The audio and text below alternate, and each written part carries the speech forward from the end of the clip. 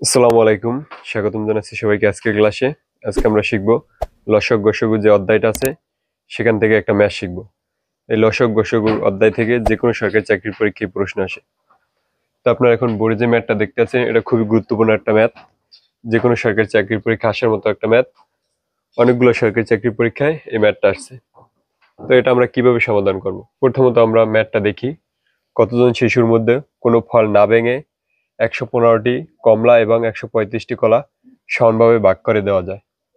কতজন মানে সর্বোচ্চ বা বেশি কথা যদি উল্লেখ থাকে তাহলে গসাগু বের করতে হবে। ১১৫, ১৩৫। তো গসাগু বের করার নিয়ম হয়েছে কি, দুইটার ভিত্তি ভাগ যাইতে হবে। মানে যে কয়টা সংখ্যা থাকবে, দুইটা বা তার অধিক যে কয়টা সংখ্যা থাকবে সবগুলো ভিত্তি ভাগ যাইতে হবে।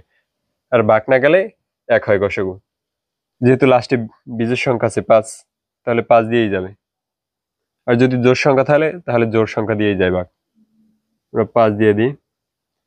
৫ এর জায়গায় একের ভিতরে যায় না, ধরলাম ১১ দুইবার। ৫ দুগুণে ১০, এখান থেকে ১ আর ৫ ১৫, ৩ বার যায়।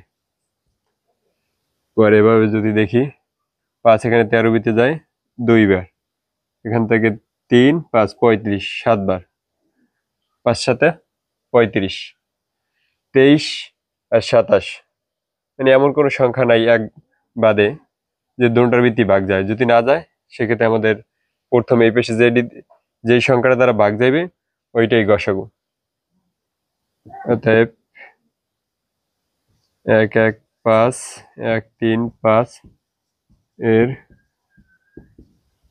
গসাগু ৫। তাহলে কতজন শিশুর মধ্যে কোনো ফল না ভেঙে দেওয়া যাবে? ৫ জন শিশুর মধ্যে ফলগুলো না ভেঙে সমানভাবে ভাগ করে দেওয়া যাবে।